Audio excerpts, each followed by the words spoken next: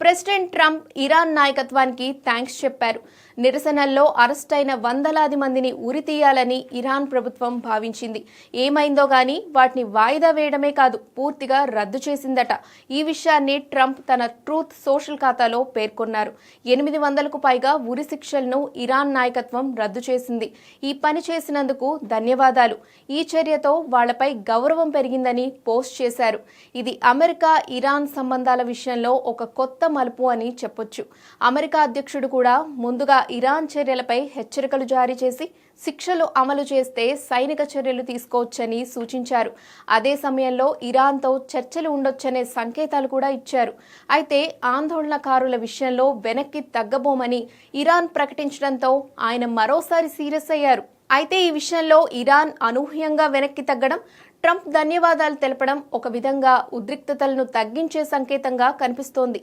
విశ్లేషకుల అభిప్రాయం ప్రకారం America Iran మధ్య ఏం జరిగిందో ఎవరికీ స్పష్టత లేదు. గల్ఫ్ దేశాల దౌత్యం పనిచేసినట్టు ప్రచారం ఉంది. అయితే ఎలాంటి ఒప్పందం కుదిరిందో లేదంటే చర్చల పురోగతిలో ఇది ముందడుగు మాత్రమేనా అనేది అధికారికంగా తెలియాల్సి ఉంది.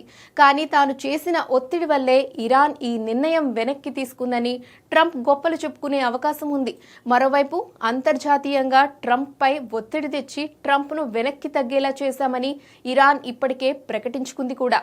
ఇక నిరసనకారుల మరణ శిక్ష విషయంలో ఖమేనీ ప్రభుత్వం వెనక్కి తగ్గగా వారందరినీ చంపేయాలంటూ అక్కడి మత పెద్ద ఒకరు ఫత్వా జారీ చేయడం కొసమెరుపు. రాజధాని టెహ్రాన్కు చెందిన అహ్మద్ కటామీ అనే మతాధికారి శుక్రవారం ప్రార్థనల తర్వాత ఈ ఫత్వా జారీ చేశారు. ఇది దేవుడి తీర్పు, అల్లా మా వెనుక ఉన్నాడు, ఇరాన్ ఇప్పుడు పూర్తి స్థాయి యుద్ధానికి మానసికంగా సిద్ధంగా ఉందంటూ జనం కోలాహలం మధ్య ప్రకటించాడు. అయితే ఇది ఇరాన్ ప్రభుత్వంపై ప్రభావం చూపుతుందా అనేది ప్రశ్నార్థకమే.